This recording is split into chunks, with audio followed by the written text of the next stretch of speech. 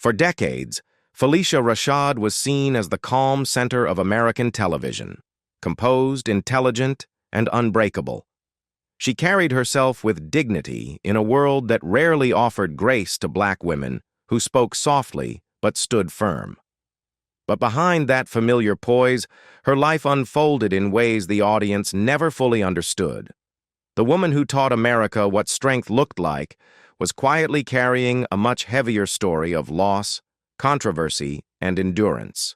And when the curtain finally shifted, many began asking the same question.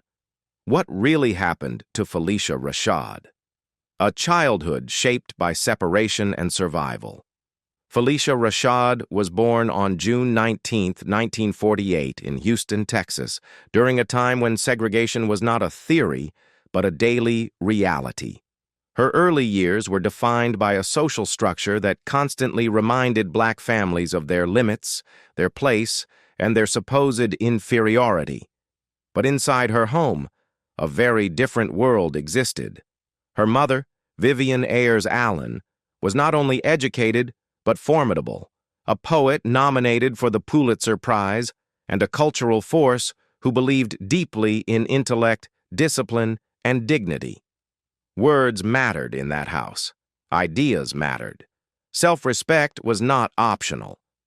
Vivian refused to allow her children to internalize the racism surrounding them.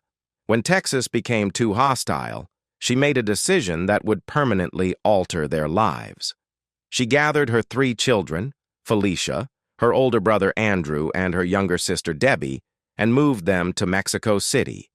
It was not an escape, it was a strategy. In Mexico, Phylicia encountered something unfamiliar, acceptance without explanation.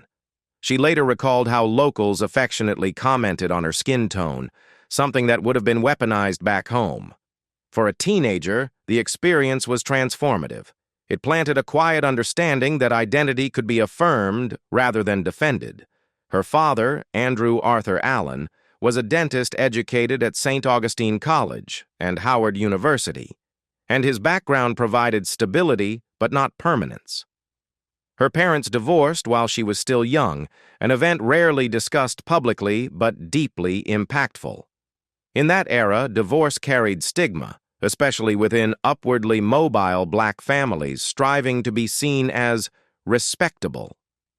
Vivian became a single mother, balancing survival with ambition, ensuring her children were surrounded by culture, education, and expectation. Phylicia absorbed those lessons not through lectures, but through observation. Strength, she learned early, was lived, not announced. That foundation would later become her armor. But it would also make her painfully aware of failure, disappointment, and moral conflict when life refused to follow the values she was raised with. Broadway dreams and the first cracks in the foundation. Before television ever knew her face, Phylicia Rashad belonged to the stage. After years of discipline shaped by her mother's insistence on education and cultural excellence, she entered the professional world through theater, a space that demanded precision, endurance, and emotional honesty. Broadway was not glamorous for her in the beginning. It was exhausting, uncertain, and often unforgiving, especially for black actresses who were expected to fit narrow definitions of beauty, voice, and ambition. She earned respect quietly, role by role, standing out not by spectacle but by control. Her work in musical theater, including Dreamgirls, showcased a performer who understood restraint as power. She did not need to overpower a scene to own it. Yet despite the talent, recognition came slowly. The industry often treated her as dependable rather than essential, a subtle dismissal that cuts deeper than outright rejection. She was working, but she was not celebrated. It was during this period of professional struggle that her personal life began to fracture. In the early 1970s, she married William Lancelot Bowles, Jr., a dentist whose life followed a far more predictable path than hers. On paper, it looked stable. They had a son together, William III. And for a brief moment, The balance between ambition and domestic life seemed possible, but the marriage carried an unspoken tension. One partner chasing a calling that offered no guarantees, the other rooted in certainty and routine. The breaking point came not through infidelity or public scandal, but through a sentence that would stay with her for decades. At one of her most vulnerable moments, she was told, "Why don't you face it? You're just second string." It was not said by a critic or an executive, but by the man who was supposed to believe in her most. For Phylicia, the words landed as a verdict, not an opinion. They struck directly at the values her mother had instilled, that a woman's worth was not conditional and certainly not negotiable. She later admitted that the sentence clarified everything. It told her who he was and who she could not afford to become. The marriage ended soon after.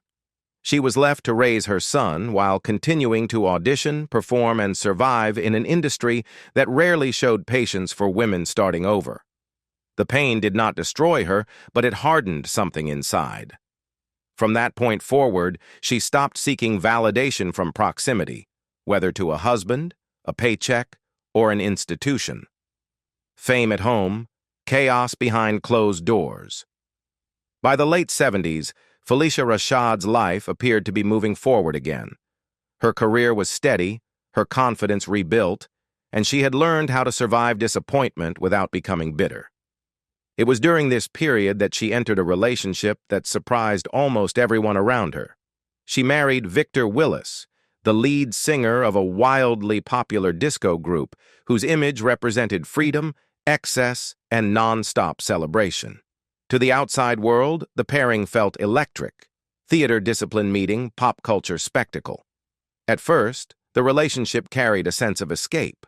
Victor lived in a world of applause and immediacy, far removed from the slow grind of auditions and rehearsals.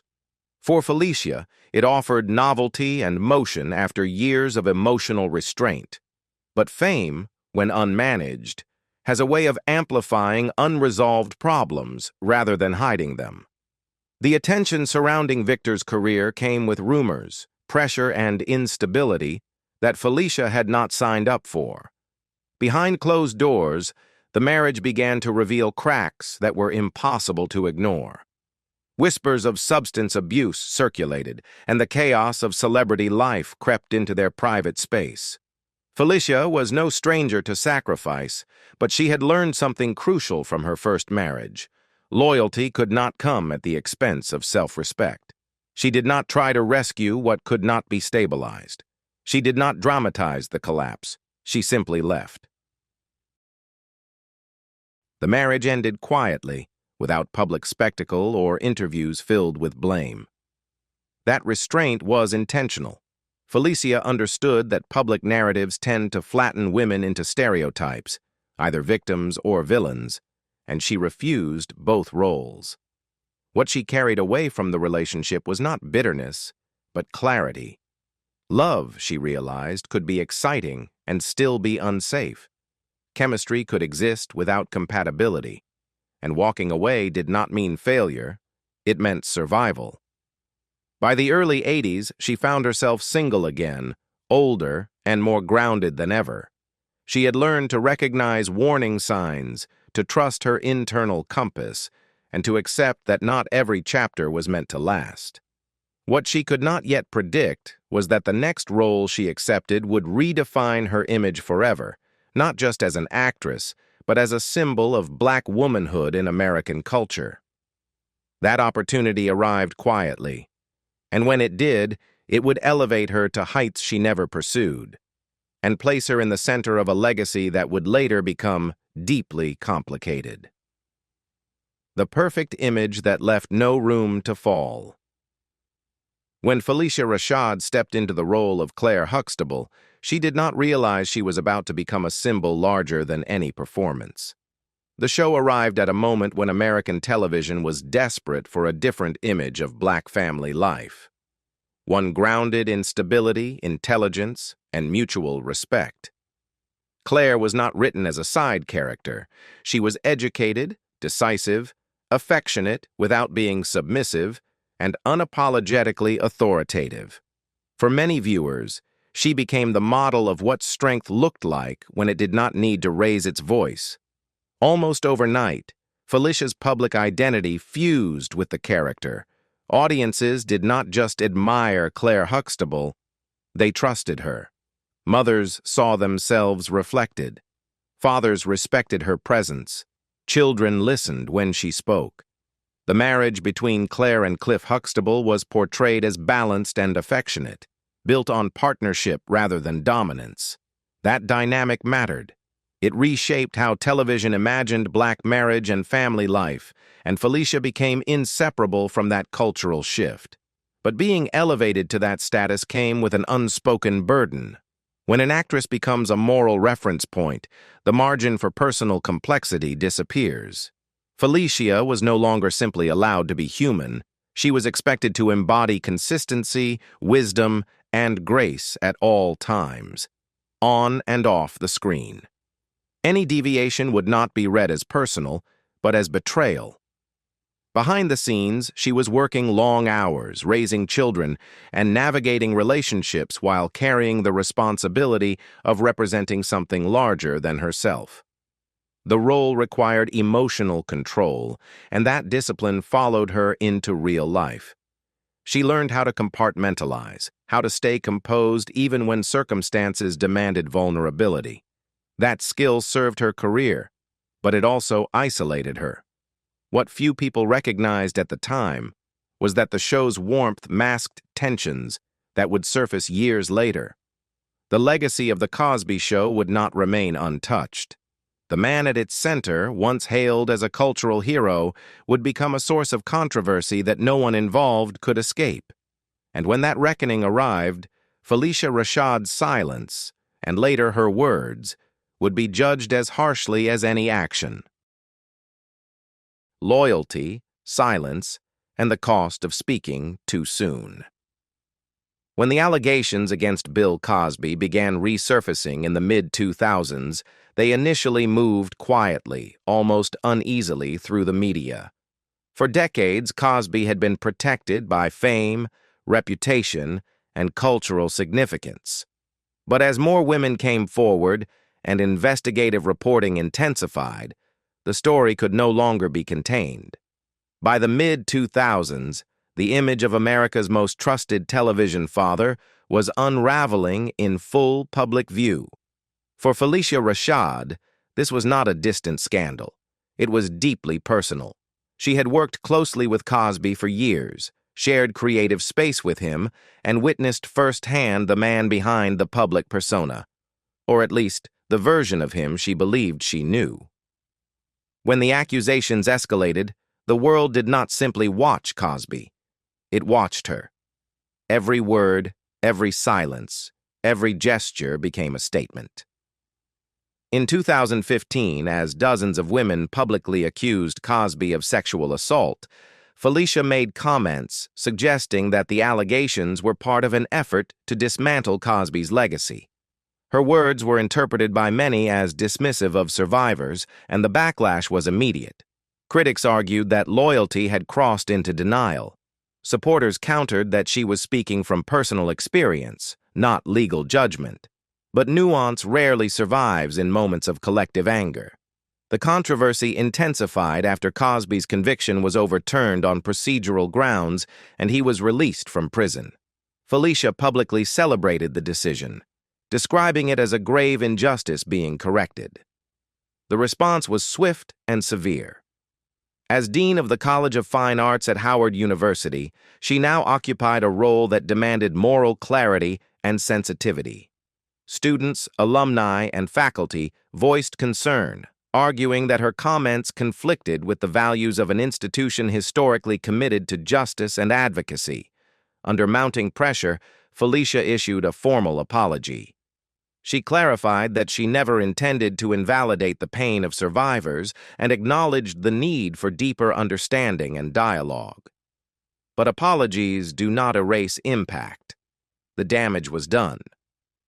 Her image shifted from universally admired matriarch to a figure caught between generational values, personal loyalty, and evolving cultural expectations. What made the moment tragic was not simply the controversy itself, but its inevitability. Phylicia Rashad had built her life around composure and restraint.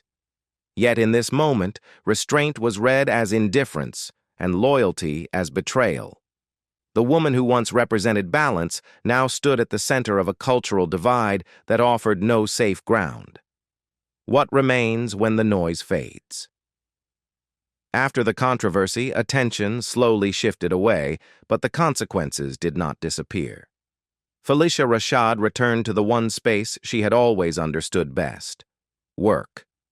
Long before the public debates, she had already lived through love, loss, and disappointment in her private life. Her marriage to sports broadcaster Ahmad Rashad had once seemed like a storybook ending. His public proposal during a nationally televised holiday broadcast made them a symbol of elegance and success. Together, they raised a daughter and spent years in the spotlight as a high-profile couple admired for their poise.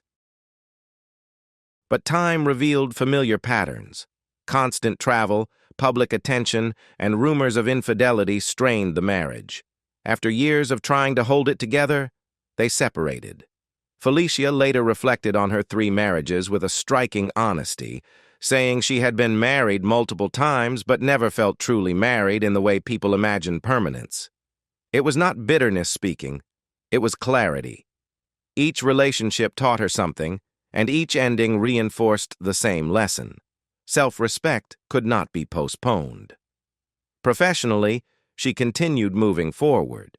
She took on mature roles that reflected lived experience rather than idealized perfection, appearing in dramatic television projects that allowed her to portray grief, authority, and vulnerability without apology. These performances did not seek redemption. They felt like acknowledgement. Her return to Howard University as Dean of the College of Fine Arts marked a full-circle moment. It was not a retreat from the public eye, but a repositioning. In classrooms and meetings, she focused on discipline, craft, and responsibility, the same values her mother once instilled. The role demanded accountability, especially after public backlash, and she faced it without theatrics. She listened. She apologized. She stayed. Today, Phylicia Rashad lives with a quieter presence. Her wealth affords comfort, but she does not display it. Her legacy is no longer uncomplicated, but it is real. She remains admired by some, questioned by others, and studied by many. What defines her now is not perfection, but endurance, the ability to stand inside contradiction without collapsing under it. Her life was never as simple as the image America fell in love with, and perhaps that is the truth that hurts the most. So when you look back at Phylicia Rashad's life, do you see a woman brought down by controversy, or someone who survived it with her dignity intact? Do you believe her story is more about heartbreak or about resilience? Share your thoughts in the comments, and if you found this story meaningful, don't forget to like, subscribe, and join us for the next untold story.